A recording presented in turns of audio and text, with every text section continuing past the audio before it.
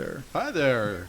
My name is Chad Simmons, and I'm very lucky today to be able to interview two of my heroes, two of the greatest people I've ever met, or I guess that's to be determined. I'd like to introduce, right now I have my good friend Checko Salgado of many different hats. You were definitely, but for the purposes of this discussion, you were the bass player. I was a bass player. I am the bass player of a band called Schizoid, who our friend over here to the left of us, who we'll introduce in just a second, gave us our start and really pushed us. He was the reason we got to be where we be. That's why we got the limos and the cocaine. And I'm just going to say cocaine. This whole time I've been pronouncing it Schizoid. Yeah. I've really blown that up. It's been okay. I mean, we took him out of the waiver and we took him out of management, but he helped us get to where we want. He was our stepping stool. Thank you, sir. Thank you. And we're here today interviewing a good friend and the neighbor, Danny Breeden. For the purposes of most of this discussion, you were definitely the lead singer of legendary hardcore Las Vegas hardcore band, Fuck Shit Piss. A lot of people say FSP, and that just doesn't, it's like you're missing the point there. But thank you very much for joining us here today. Thank you for having me, man. We really appreciate it. And I guess I'll just get right into a couple questions just for people who maybe don't know nothing about you. Right. Maybe you could elaborate a little bit. Are you a Vegas native? Were you born here? No, I wasn't born here. I was born in Oahu, Honolulu, Hawaii. Hickam Air Base. Then we moved here when I was 3 years old. So I grew up here in Vegas. Okay. East Side, pretty much the whole time. Oh, really? Yeah, except for when I, moved over to the party mansion. Yes. We forgive you. That's right. But West Side. So you basically lived here from 3 is when you moved here? Pretty much, yeah. Oh, and can you spend a few minutes telling us a little bit about your childhood growing up in Vegas on the East Side? So what years were these then? Oh, man, I was born in 63, so 66 we moved here. Oh, nice. There was absolutely nothing here then. Yeah, there was nothing here. I mean, I moved here in 80, and there was nothing in 80. But 66, I can only imagine. So we lived in the Judson, up in that area, just on the Rancho or the El Dorado High School area, and it was just ranches. Everybody rode horses. My stepdad at the time we had 10 horses. Wow. So that's how I grew up, pretty young age. And then by the time I got to 3rd grade, that stepdad had passed on, and we got from then on, it was a cavalcade of different boyfriends, and we moved all over East Side. But yeah, grew up in East Side. Nice. Yeah. And what schools did you attend growing up? I guess East Side at that time. I'm trying to think. The elementary school that I spent the most time at was Myrtle Tate. That's right down the street from Von Tobel. I went to Von Tobel for a few. Yeah. Guanamacall. They bused me to Guanamacall in 6th grade. Yep, I was at Guanamacall. Yeah. Not a good neighborhood. No. Not even when I went. Did you guys get rocks thrown at your buses after school? Oh, yeah. We did. The kids with the rocks at our buses. I went to Madison, so that was the same thing. Yeah. That was a great thing. What a great idea that was. Let's take people that don't belong in this neighborhood and put them in this neighborhood. Let's make you hate people more. Yeah. Wow.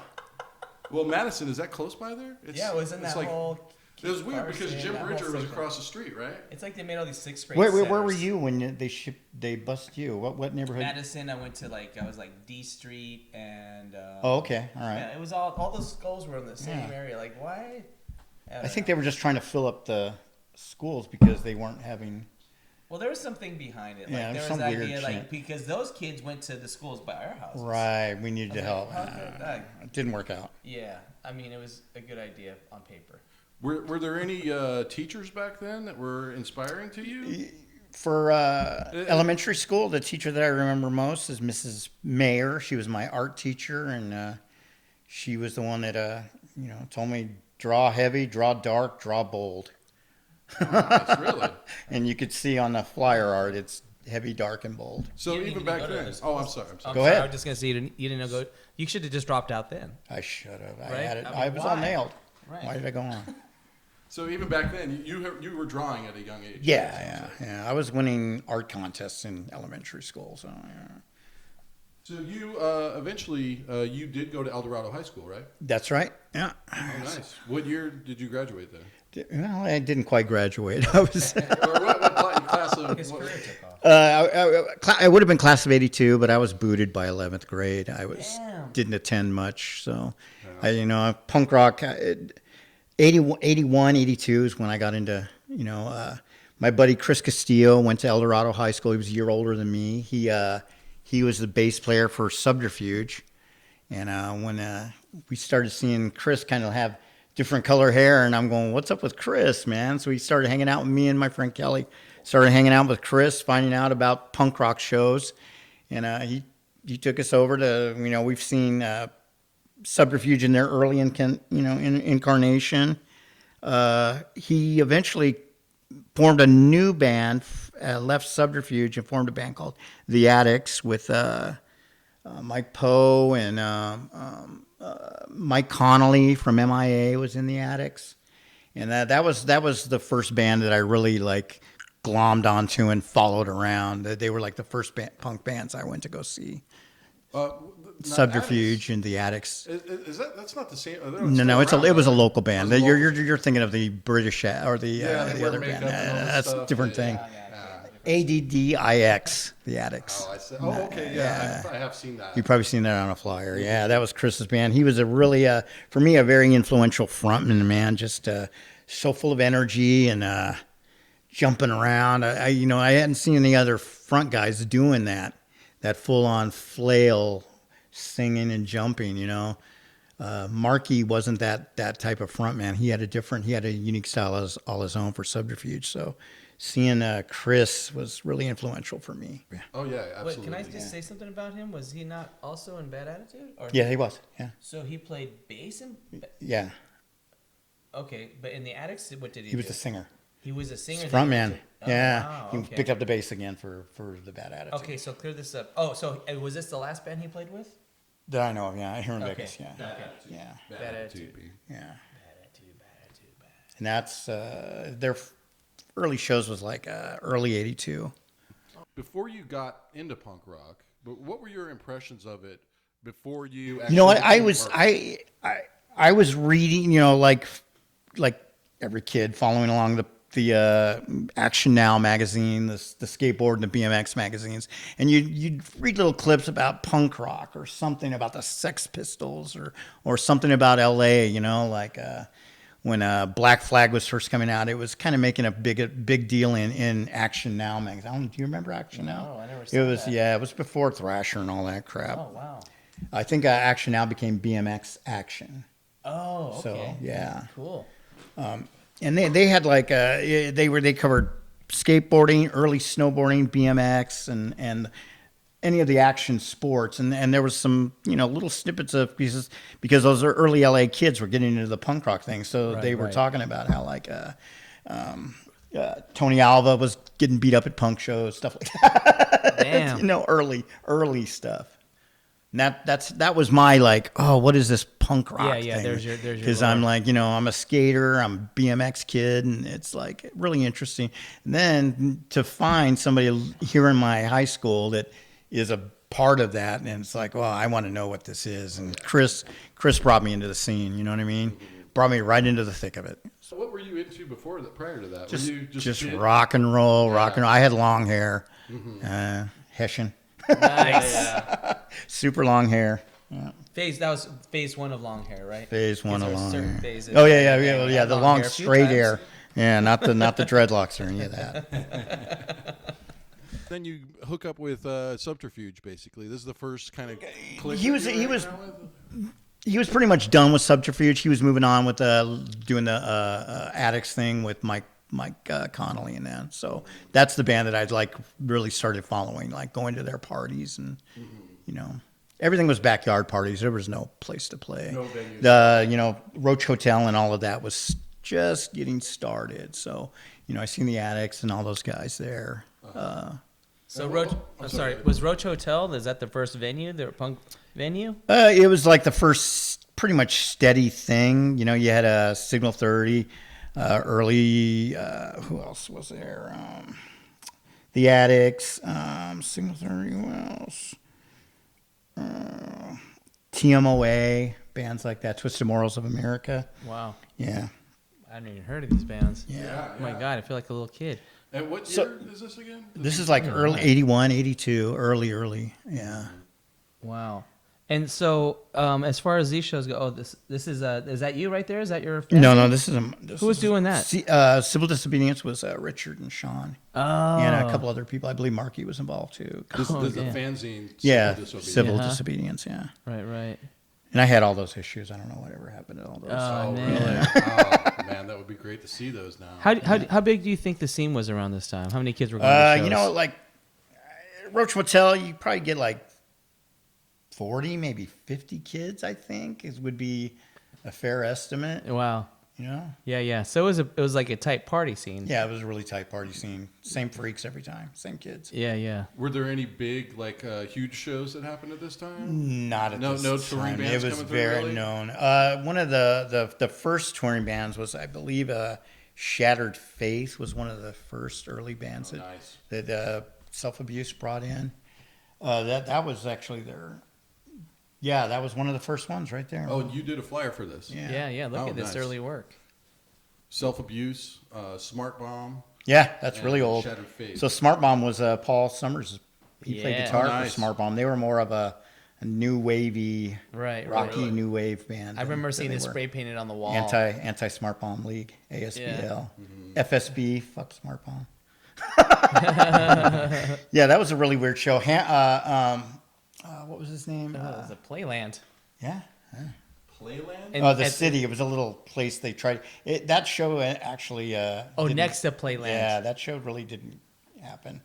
I forgot who was putting that on. That's a great flyer, man. Look at all that. And that's your style right there. That's really That's- amazing. This is one of the first flyers that you put out? Not the first one. The first one was in '82, I believe. I think I have that. I'm Yeah, sure I it's do. the- It's not that one. These are. It's the Bad Attitude one. Was there any like artists that you were really attracted to before you started doing all this? Is there any art style or You know, when what the hippie kid, you were into heavy metal magazine. Yeah, that anything in heavy metal, Frazetta, Oh, so any of those- more cartoonists? Yeah, or what they would consider cartoonists. or graphic art, Graphic what they novelists. consider graphic novelists. Yeah. Everybody, were there like movies or other cultural things that you like were taken into this? Probably just style the that you were early developing? skateboard stuff. We were all, looking for empty pools back then. In those early days, I can remember we had a ramp at our house, things like that. So you were a pretty good skater, or I was just decent. I wasn't. You I weren't like doing I couldn't tricks, tail taps like- or anything like that. No. I wasn't doing any. 870s or what do they call them now? I don't know. The kids Yeah. do them all. I don't know. They do trickles and shit. So no Is this the first sponsorships. flyer? Let's see. Yeah, that's the first one right there. Oh, okay. So That yeah, was drawn in high school. There's a lot of high school references there. Yeah. There's something about Valerie R., the yeah. cheerleader. Yeah. I don't know how many times I drew Garfield when I was a kid, but it's good to see that Yeah. you You made were it, yeah, also yeah. going along with that theme there. So- Because like in the early LA Flyers, you look at them and they'll throw something just totally ridiculous there. There'll be like somebody, some death image, and there'll be some ridiculous. So I wanted to, I glommed onto that pretty quick. Yeah. This is yeah. It great. had to be something irreverent there. And so was this just bad attitude that played, or Yeah, this is Okay. in fact in my mom's garage. My mom went out of town that weekend. What night was it? Oh, it's Friday? 9/11. Yeah, 9/11. Yeah, Saturday, Saturday night. They went to She went out of town USC. Friday night, so I said, "No, she's not gonna be home till Sunday. Let's have a party." so she knew nothing about She this knew show nothing about this. Look at Maxine's is on there. yeah, that that bar. gay bar. the on gay Charleston and Nellis. Bar. Yeah, that was a gay bar. It was. Yeah.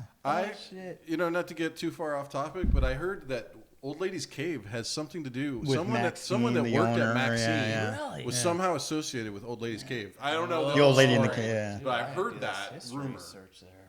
Yeah. So anyway, man, this party, it's put the flyer out. The flyer got spread pretty quick.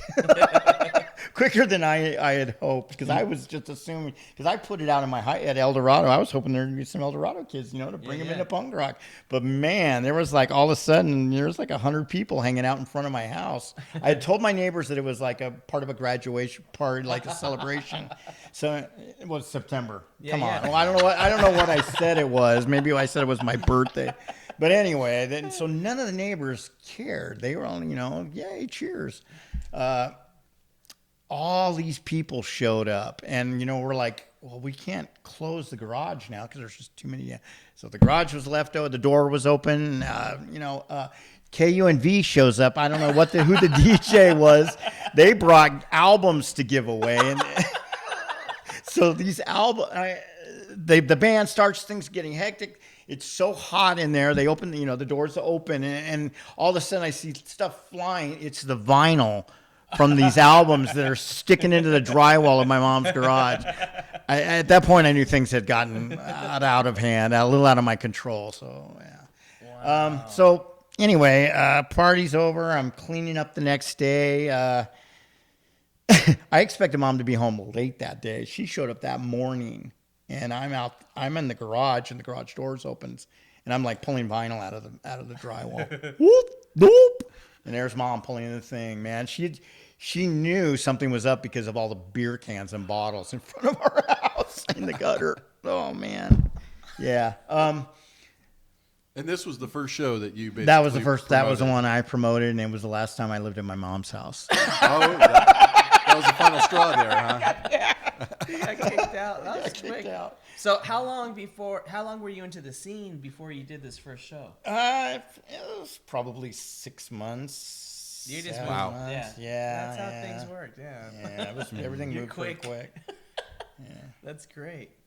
So then, I just have a question here. So, do you think like, hey, I'm gonna start setting up shows, or I'm not gonna do this anymore? That second Bad Attitude show I had a little bit of something to do with that, but it ended up not happening.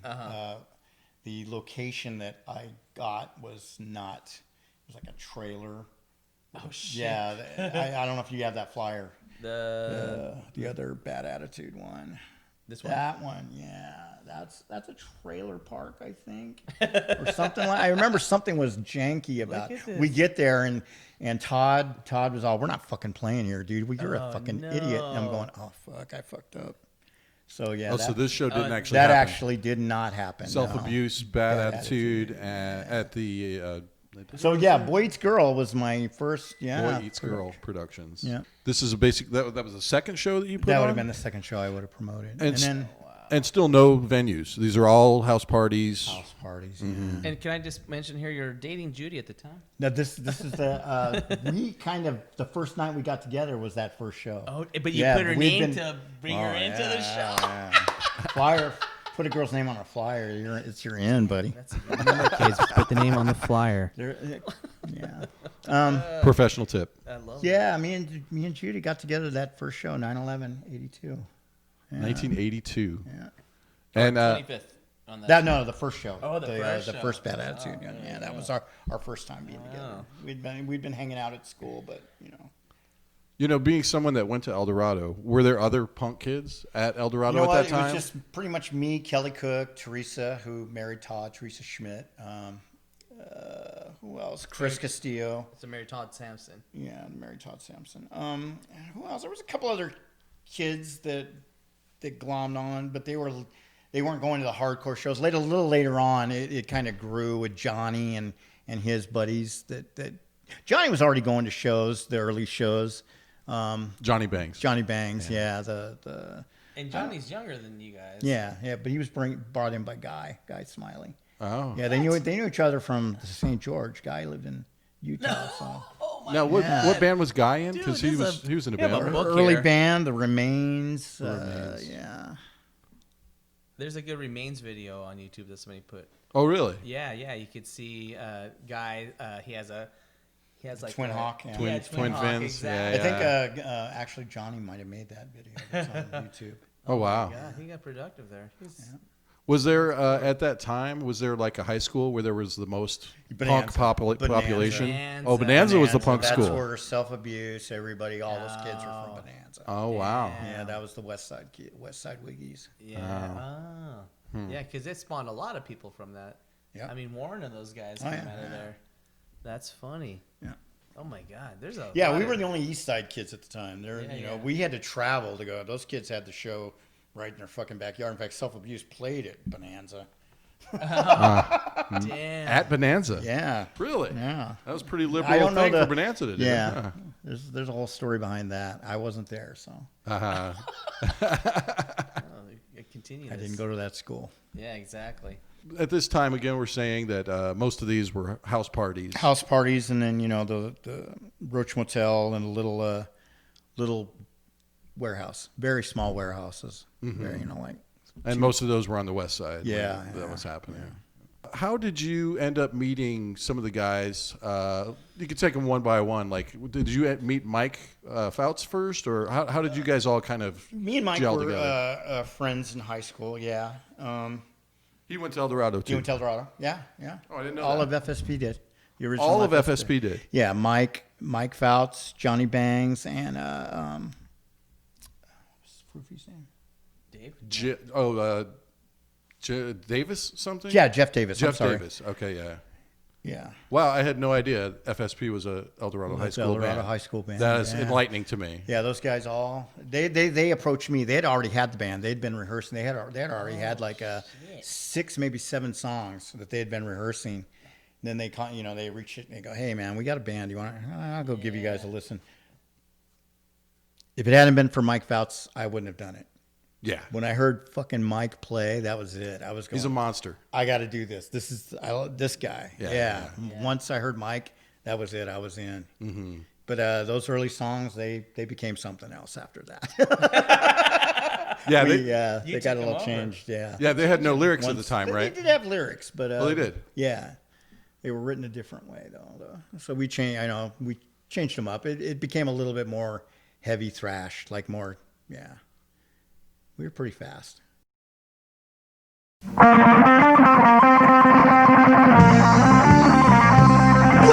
time's open this town, it's all it seems. Time to rock with the time to see.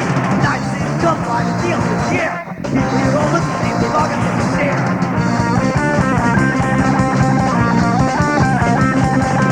Walk around and crucify, some single file.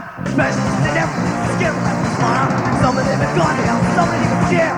Some of mine shade their eyes to hide their demon stare. Well, there's something here for everyone, and one of everything. In the city built up like a galaxy of dreams. Some think all they can, and some don't even care. Words are not now gone, words are never there.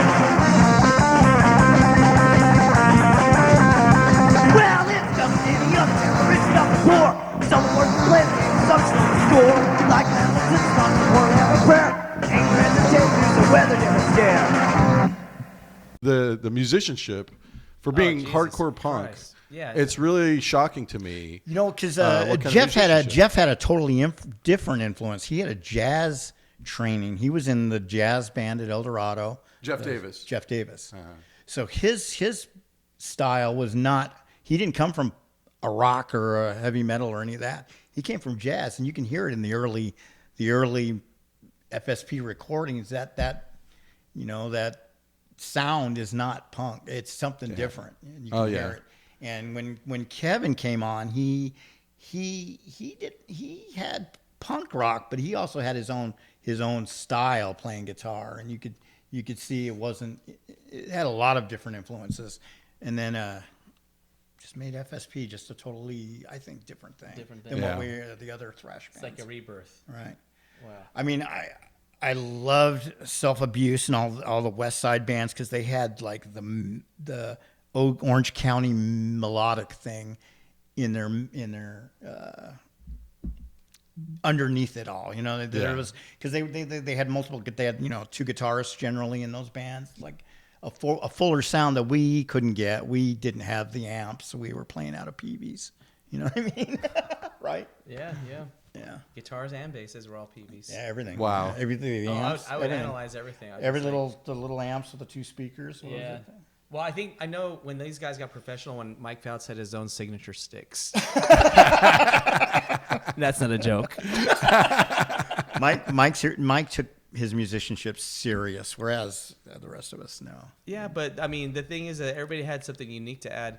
I mean, as far as FSP goes, when the first time I saw FSP, I was just like, dude, I hope one day I'm as good as these guys because, and I just listened to a song the other day that I got from Paul French from Substance D because he has the catalog of music for FSP, and the song's called Waterbed, and it's an instrumental. Yeah, off the second demo, I believe. Yeah, and it's just like, what the fuck? Fucker, what Like, they and doing? the raddest thing is that, and what Danny's saying is that the bands on the west side had kind of that LA vibe.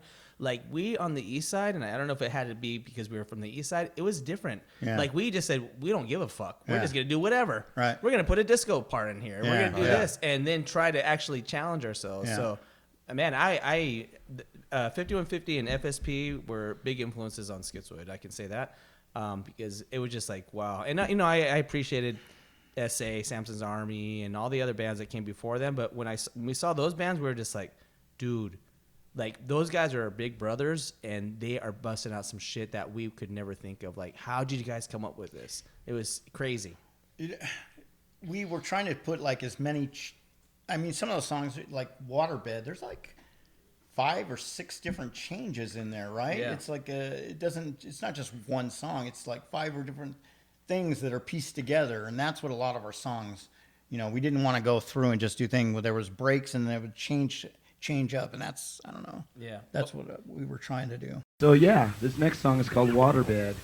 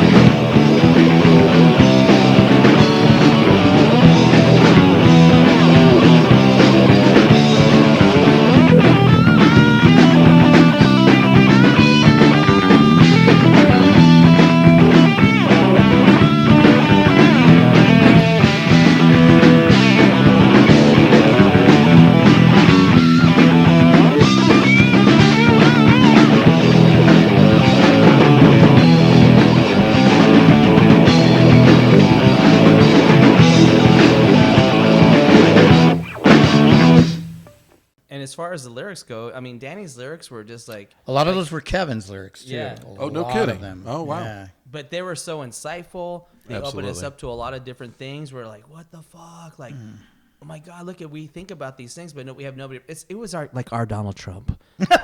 They spoke for us. Thanks. Anyway.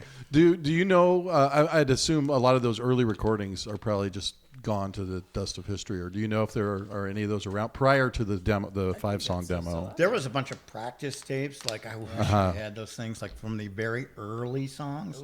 Yeah, yeah. That Kings and Queens. Do you remember that song? Whoa, that's The Pawns crazy. and the Kings and Queens. No. I don't know. That's like the early set. Yeah. Because I didn't see you It's guys till totally Kevin. different. I think I saw it when Kevin debuted with you guys. Oh, okay. So yeah, there was a set before that never even. I mean, when Kevin joined in, it got a little. The song got built a little differently when Kevin joined us. It was Yeah. more structured, different. It was structured a little more maturely. Yeah. When we were just with me, Jeff, and Johnny, it was a little Straight ahead. Yeah, it was like a little. Oh, We so really matured with the bringing in Kevin. I had no idea that Kevin had that much of an input to forge the sound. Definitely. Wow, that's really And interesting. so can we just clear something up here? How is Kevin involved in this whole thing? All right. Okay, let's dig that in. Let's dig in that. So, Johnny, Kevin was Johnny's stepdad at the time. Kevin and Mary were married. Oh, okay. And so Kevin was, I think, originally a bass player, right? I don't know. I think he was a bass player, and then we didn't need a bass player because we had Johnny, so he picked up the guitar and became like a second guitarist. For a while there, we had the second guitarist. It was Jeff and Kevin. They couldn't really. I don't think they could jive. They weren't jiving together. They weren't locking up the rhythms the way they should have. I don't think. I mean, it was. I don't know if you've heard. No, I any of never that. got to see any of that. Yeah. It just didn't. Something didn't work. You know what I mean? Maybe it was the structure, the way Jeff was playing as opposed to the way Kevin was. I don't know. Personally, I didn't like it. So sorry to say, Jeff. We parted ways. Yeah. Yeah. Well, he parted pretty early on. Yeah, anyways, early right? on. Yeah. I think we only played like maybe 10 shows with Jeff, Oh damn. if that. So, if you don't mind, I'd like to talk a little bit about the lyrics. I thought that you were largely the person that wrote the No, it lyrics. was largely Kevin. Yeah. Oh, well, there's that's the interesting. early stuff is a lot of me, and then there was some later on, but Kevin, yeah. Well, the lyrics are absolutely amazing, Yeah. just like Checko said. I mean, it meant so much to me growing up to hear those kind of sentiments, you know. But I mean, specifically, like, you know, living the American dream. Kevin. It's just a story. You Yeah. can earn enough to be free. You're just a token. token. That's a Kevin Love one, it, or yeah. it'll put you away. You're not important. Play the role they tell you to play. It'll make a strange change. Yeah. It's insane how relevant and important that is, I think, for people to hear. I mean, when I heard that, I couldn't believe that some band named Fuck Shit Piss would be smart enough to say something like that. Yeah, I got to give it to Kevin, man.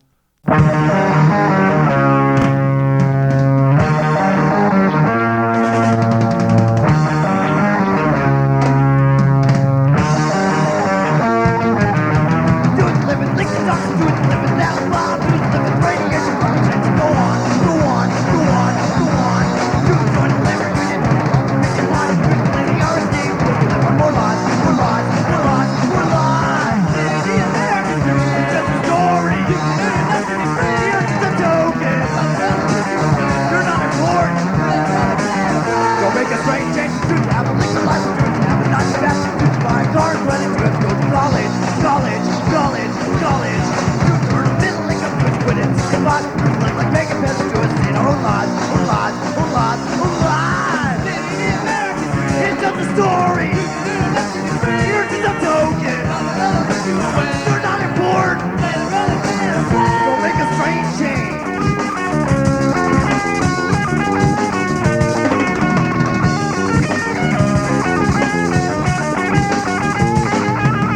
Living the American dream, it's just a story. You can earn enough to be free, you're just a token. Nothing or that put you away. You're not important. Play the role they tell you to play. Don't make a strange change. That's Kevin LaFontaine he's still a lyrical genius. But I mean, the thing is that people have to remember that Fuck Shit Piss wasn't just a band; it was a movement, man. Because a lot of us were behind it, and I think eventually, and I'm not trying to crumb on anybody, eventually the West Siders saw like, "Fuck, these guys are real," and they would show up. They would come on this side of town, and that was the lure because the lyrics, the songs, everything that was about Fuck Shit Piss. They were like our fucking. I mean, it was pretty fun to we were take the East Side radical. with us, man. We brought the East Side with us to go play things. Yeah. That was pretty awesome, man. Yeah. We were like, fuck yeah. I mean, he was our den leader. That's what I always say for Schizoid is that Danny was our den leader. But the thing is that he was always like, he did so much, man. And he made the scene he put it on the map for us out there. I know there's other people that came before him, and I know those people helped him get to that point. But when Danny took over and started setting up the shows, we were really on the map. and people are like, we want to come play there. Or even people that hear about these stories about these desert shows and think, wow, I wish I could have been there. I heard about these shows. Big bands.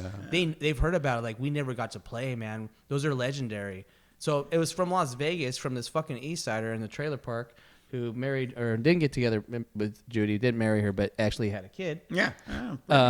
He created all this stuff. I mean, he was a force. Yeah. And we just admired it. But the most intense part is that he ended up living across the street from Jason Palucci. Really?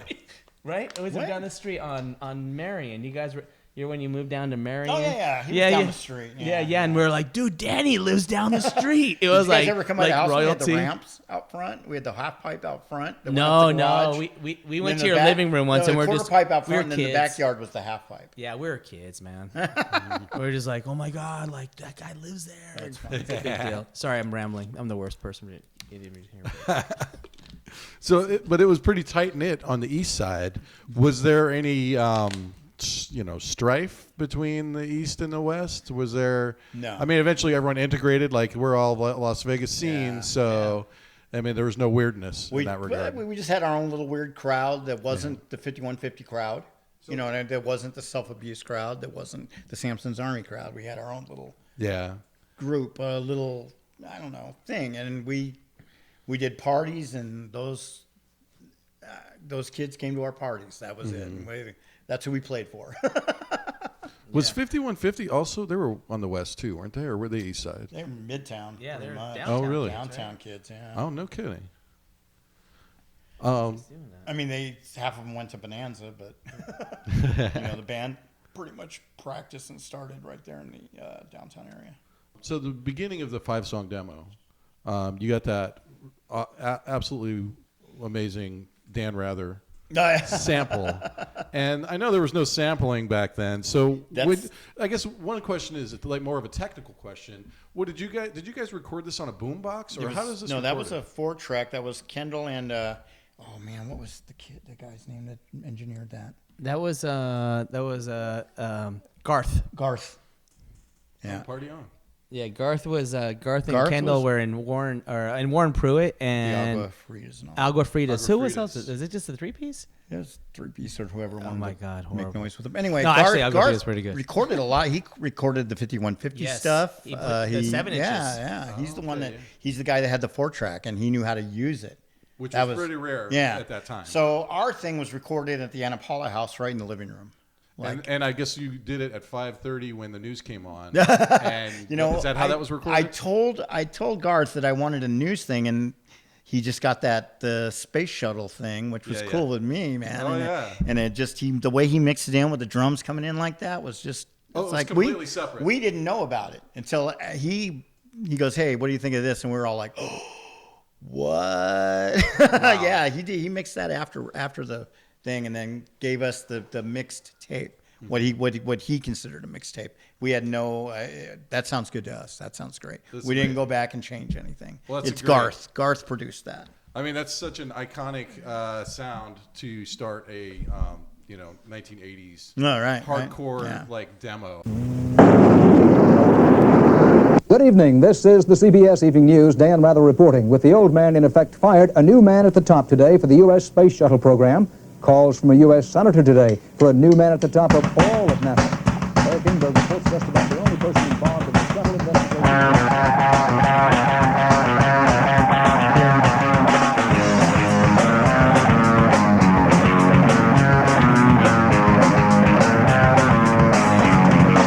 I'm a newsman, you can see me every day at 5. All I know is how to read and what to emphasize.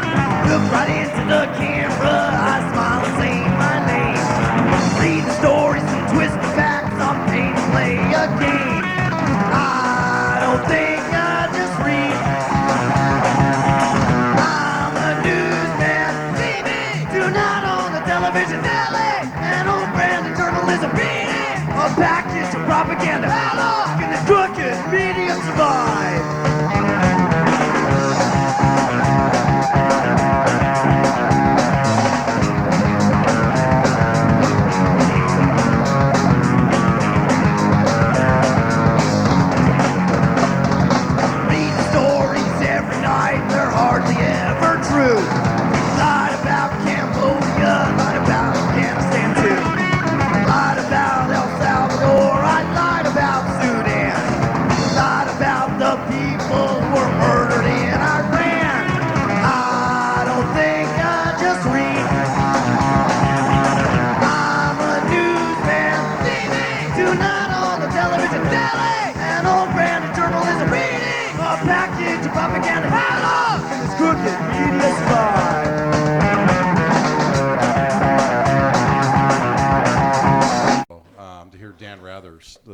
Well, one thing I always wondered about. So that sample starts, and it sounds like somebody is like makes like a bleh It's supposed to kinda be the noise. channel changing. Oh, is that what it is? Oh, okay, yeah. Yeah, but that didn't come through as like a channel changing because it just, you know what I mean? Yeah. So that's what it is. Like, yeah, it's the static of a TV on a dead channel.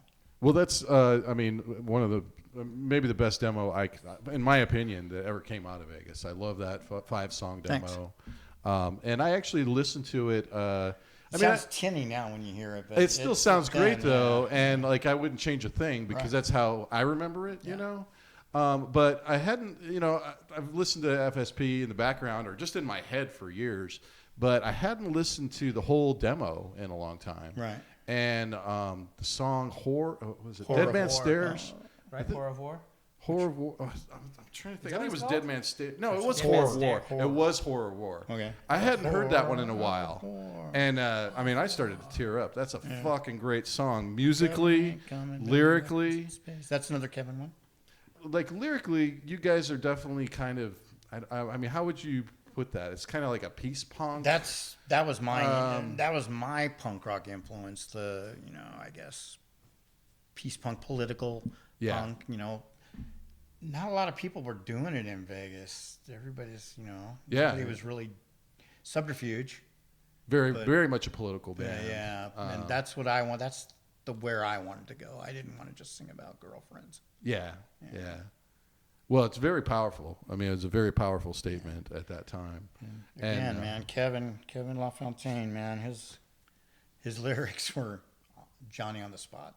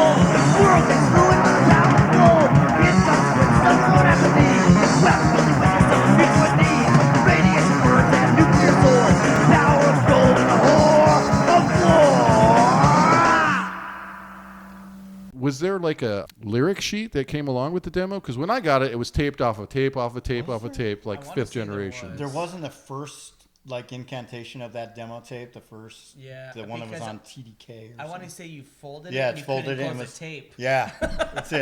I feel like that happened. Yeah, I feel like I remember There that. it is. No, there wasn't. When that first got released, when we took it to the record exchange, it did have the lyric sheet in it. Yeah. Okay, yeah. But then it became like, I don't want to fold this. Oh yeah, thing up. we I think we were there. Oh, it includes lyric sheet and a sticker. sticker. That's right. It was a See? paper sticker. Yeah. That's right. One of the raddest stickers I just want to say is the "fuck shit piss on everything." I'm going skating today. Is this kid skating, and it's a oh my god! I never stuck that sticker. I still have it. I still have it. I'm Because the such a nerd. repute. So fucking good. Yeah. Yeah, that one, and there was one band that I never heard that Greg Higgins was always crazy about was a band called Personal Regrets. Yeah. That he Personal was like, Regrets were good. they're like incredible. Greg's band. Yeah. Another Las Vegas band. Yeah, Personal that was one of the Regrets. early bands. Yeah, they were before us too. Yeah, they were early. I don't think they lasted too long. No, they didn't. They didn't last that long. What are you doing? Yeah, we didn't get started till '84, so we were like Johnny Come Latelys to like the scene I started in. That was kind of There changing was, at that yeah, point. it had already changed. Like so many bands had gone already. Yeah. So when we got together, it was like, there's nobody we can play with. You know what I mean? So we just had to do our own thing. And these were still house party shows that you guys were definitely playing. house parties. Then it's like let's try some VFWs. I mean, because that used to be a thing. So started going to VFWs and It worked. Yeah. The North Side ones, they loved us. The Van Buren. Yeah, Van Buren. Oh, the yeah. one behind the church's Order of chicken. Eagles and the VFW over there. Yeah. Yep. Yeah, I saw No Effects, Scared Straight, Yep. Entropy, The Grim. and The Grim. Yep. Wow. Yeah, all All four at- bands on all at that- Northtown, right off of Las Vegas Boulevard. Yeah. By churches. Yeah, right behind that church's chicken. Yeah, right Brian Brian still talks about that. The artist Brian Walsby, because he was the drummer for Scared Straight. That is if you go on his page, man, there's like a big long thing talking about those shows. I approached him one day. He's a roadie for the Melvins. Yep. And he had all this original artwork, and it was at the Melvins played at the Sahara Hotel when it was the shit. SLS. Yeah. Wow. And I had a beer, and I put it down, and I knocked it over. Oh, it's all originals too. Oh, wow. What? Checko. That's classic. It was like 2 years ago. You want to say sorry to Brian? Brian, I'm sorry. Don't kill me. But I have photos of your band if you want to buy them. No, Brian was cool, man. That whole show, man. I got a lot of friends still to that day. Well, we became friends with Dave UXB. who Yeah, was the singer Dave. of Yeah, Entropy. They're really That's cool. fucking sick band. That was another band. That was my rotating list. It was Fuck Shit Piss, Entropy, RKL of course, and SOC. They were a band from Idaho, from Boise. Me and Jason tried to get SOC and Fuck Shit Piss together because they had a similar sound. Super sick. State of Confusion. It State became of Confusion. Okay, yeah. I They later remember became- their little tape. That had a guy. I remember that. Tree People? Yeah. They became Tree People Okay, later, and then yeah. it became another band, like a bigger band, whatever. But anyways, SOC, State of Confusion, and FSP were fucking. That would have been. They were like, that would be the coolest show, and then Schizoid could open, maybe. If Danny lets us. So at this time, it's still mostly local bands you're playing with. Or at what point were you starting to get calls you know what? from people? The thing from out of that town? really changed it for FSP was we debuted at Dirty Mamas. We played there a lot. We played, but the show at That's Entertainment with we played at That's Entertainment before, but we played this show with I don't the know. New Jersey band, AOD. AOD and No shit. Overdrive. Adrenaline Overdose, Overdose. and the Budweiser, the band that had the Budweiser. Gangrene? The Gangrene AOD FSP show. I got that flyer. That changed it for us. Because then you're meeting national bands. Well, not only that, it's all of a sudden we went from being like this little local band where like people kind of ignored us. We played this show, and all of a sudden the pit went crazy. I mean, we never had that at Dirty Mamas. Nobody danced to us. They just stood there like flicking cigarettes at us, and you guys suck. Shut up. Then we play this show, and it's a pit, like a crazy pit. And from that point on, FSP became like a slam dance band. Like you slam dance to FSP. It was just like that. That show was a tipping point, was a turning point for us, I felt.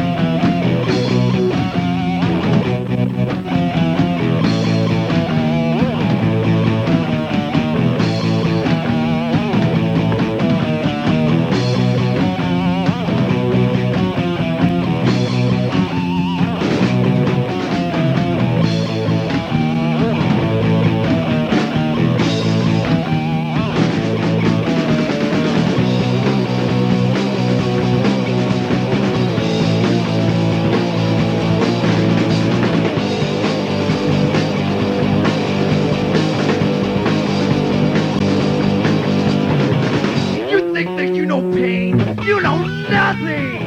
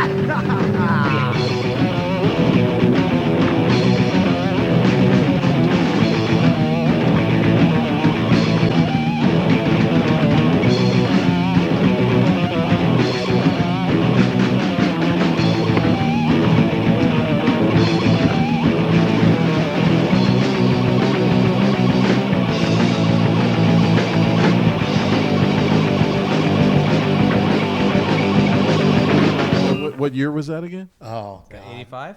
No, 84? 84. Or late 80. Or might have been early 85, yeah. God, I have that flyer somewhere, too. I have it in my list. I'll bring it in. But I definitely have that gangrene flyer. And this also it led to other bands. Like, how were other bands contacting you guys when that started coming Okay, so up? the things, you know, Guy was still the Guy, his last name? Guy Griebel, Guy Smiley, the Panolas thing was on its end there, and then Dirty Mamas was kind of taking off. Dirty Mamas had a run. I don't know how long it was, maybe less than a year. Right. I know It Slayer was called played something there. else before Dirty Mamas. I forget Vibrance? what- No, that was on Charleston. It was called something else. Breakout. The Breakout. The Breakout. Then it became so at the end of the Panolas era, Breakout was starting. So there was a place to go to. Breakout had a lot of great shows. TSO, a lot of great bands, and then it became Dirty Mamas, and then. Do you remember what streets where this? Oh, that was located? on Decatur, the Dirty Mamas. Oh, Deep West Side at that time. I think it's Decatur's by Nope or Scandia. No, that's a. Oh, off of like industrial. What's that street right there? Decatur and Sahara by Oh. Zodi's.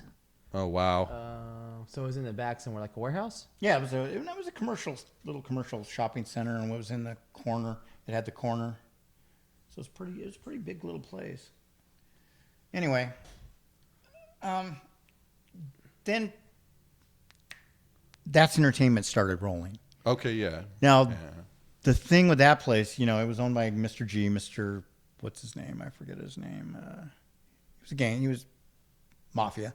Oh, It was. okay. I'm pretty sure it was just front money for something else. Yeah, yeah. They were running a club anyway, because he ran a couple other things, Mr. G's. And, Mr. G's. Yeah, That's Mr. the G's. same guy. Yeah, same guy. Wow. That was the auto you could get your car worked on. Nope, and- nope. No, It was a no, club. it's a That club was on a- Sahara, on East Sahara. It wasn't a kids Oh. club. It was an adult Yeah, club. adult. Oh, It was all neon. not with all a ages. peace sign Yeah, on the front. yeah, Mr. G's. Yeah, they had that whole weird.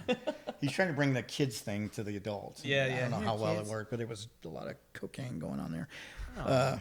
Anyway, they also owned the club. Actually, there was. Remember the club The club, over yeah. on Charleston? Fuck, Okay, how can the I club forget never ran with a license. It was totally illegal. No kidding. But, he Wow. owned- but he was running the property. I don't know if he paid rent on it. I don't know what the deal was there. Wow. Wow. I don't know how he worked that. That But was like some old bar or something. yeah, it's just right? a corner bar It was just right a there on boxy Charleston. I little wonder what the history of place. that bar is. Yeah, yeah, Valley View in Charleston. Yeah. Yep. Yeah, Yeah. we got to Anyway. play. We got to have some good shows there. Actually, the Circle Jerk show that never happened. Yeah. that was supposed to be there. Yep. But we Thank played, you. You're welcome for that. That was my flyer that got that one. Yeah, yeah. Shit canned. Oh yeah. So the history on that one really quick is that somebody supposedly left a flyer on their dresser and A on mom's. little Timmy. His mom came in like, "Oh my God!" Circle jerks. and went fuck to the shit, county piss spilled commissioner out. to Steve Miller, who is a county commissioner there, is an asshole. And anytime we try to sit up, he would start pushing us down. He's just some dick, and he got busted for coke, and they got let go. And there's a whole history of him. If you Well, want to go online. him following his daughter out to one of the desert shows. Oh yeah, calling yeah, and calling the Metro on cops. us and That helicopters his coming out. kids started coming out, and Yeah. everybody started coming out. And that's Yeah. back in the day when there was nowhere. We had the East Yeah. Side, West Side thing, but it was a joke. But every school was there. Yeah. And Gorman and I never finished my thought on that. The whole That's Entertainment thing started, the whole vibe there started changing, and the bouncers started like getting rough with kids. They stopped letting you slam dance. Remember that for a little bit? So I said, forget this, man. I was a roofer at the time. I had a generator, had my own PA system. What the hell, man? So me and Jesse Baxter, we got to talk, and I go, hey, man, we could have a party out in the desert somewhere. And he's going, because we grew up on the east side, and the metalhead kids were the rockers, the glamsters were having their own desert parties up at Papco. Yeah, we're doing I had been already. to one of those, and I didn't like that scene, but I knew Larry Dolan. It's always been bad. Yeah, I knew Larry from Love Hunter. Love Hunter. Yeah, That's one of the bands, Love Hunter. band, yeah. I mean, hair bands. Yeah. For that era. I had no idea there was a scene. Oh, back there was a then. whole scene. Yeah, they went up on the It's east side. old. They've been having Papco shows since the 70s. Yeah. Well, that's what I was wondering. If you know anything about the history of all these desert shows that I know rumors about it, but I know nothing about it. I just had went out there because my buddy Larry played in a band, and I went to go see him. And it was I was probably punk rock then, but it was not my thing, so I wasn't really interested. But I then knew that's when I learned of desert shows and how they did them. It was a generator, there were lights, PA system. It was drunk kids fucking everywhere, man. Mm-hmm. So that I always had that in the back of my head. And me and Jesse had gotten to talking about it. And I go, why don't we just do a desert show? And then that's how we had the Champagne Jam. That brings us into the Champagne Jam. I don't have it. It's the flyer has Webster, I think, on with the champagne glass. Oh, I've seen that. Yeah. I think I do have that somewhere. I have it in the files I did. The thing is that I scan these images to make huge posters from each one. Oh, yeah. Yeah, so they're ready if you want to make some posters. Yeah. So was there a specific, was Papco the spot at that time? Well, yeah, I didn't want to do Papco. I didn't like that scene out there, what was happening. It was just like a metalhead thing. We had to do our own thing. And I didn't want to go up on Sunrise Mountain at all. I wanted to get away from there. So where I lived at the time over off Craig Road, I had a Husqvarna, and I would 250. So I would just, balls out up and down the Power Line Road. That would go all the way from Nellis all the way out to the west side. It was just the power. It's now I think the 215 is now what the Power Line Road was. And one time I just went down this one dirt road, and they were building The golf course? Losi. They were building Losi. Oh. They had the drainage ditch was there, and they hadn't built the cement thing. So I knew about this big drainage ditch, and when we started talking about it, I go, man, let's go out there. So in fact, I think I took me, Jesse, and I think it was maybe even Gene Bagley. We took my bug out there, and we drove out there. But you could, yeah, the green bug, yeah, no brake green bug. The thing was the reservoir was there, but the big 3-wall drainage area wasn't there yet. It was still under construction. But we were looking into the drainage as actually the basin as the actual place, but you couldn't drive in there. And the one area that we started having shows was just a parking thing for all the construction vehicles. We going, man, this would be perfect, but this isn't going to work. And Jesse goes, well, let's go over here. And we went around and we went up Ann Road. And Ann Road at the time, there was nothing. From where we were in Northtown all the way to Decatur was nothing. Just one dirt road. That was Ann Road. When you hit Decatur, it probably became a road. I don't know. All the way up to Lone Mountain, probably. But there was nothing there. No houses, nothing. So we found a spot that was beautifully manicured, well-packed dirt. And Jesse goes, what about here? I go, what do you think? He goes, well, let's do it. So that became the spot for the Champagne Jam. The day before the show, we'd brought a bunch of pallets that we had to work. We built a stage with plywood on it and carpet. We get out there that day of the show, because we built this that day before. We get out there the next day. Some asshole in a 4x4 had ran it over and did roadies in our perfectly manicured spot. So it was all dusty. It was dusted out, and our stage was destroyed, man. It's like, can you believe this?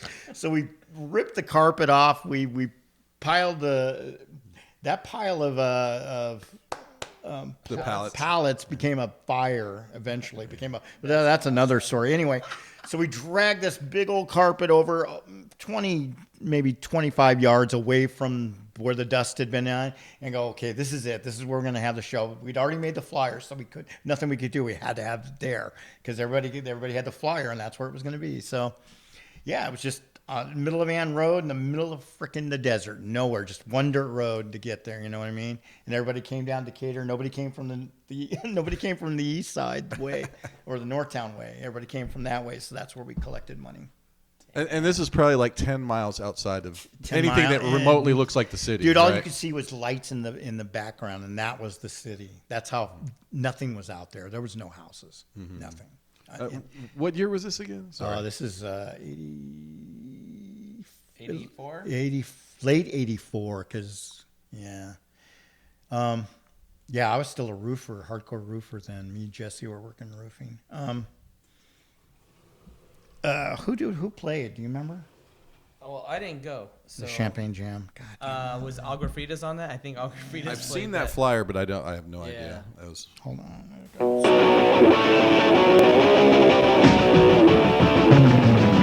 Judgment on me and the judgment on you. You can see the errors in the methods I use.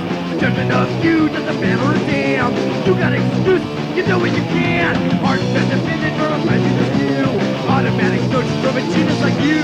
You know by the cover, appearances lie. Just come to donut to your bigoted eye.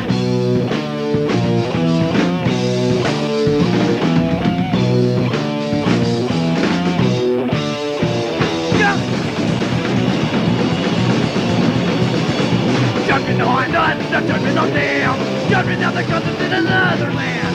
They will react to the judgment we made. Finding folks to reinforce our negative ways. Judgment on the people by the powers that be.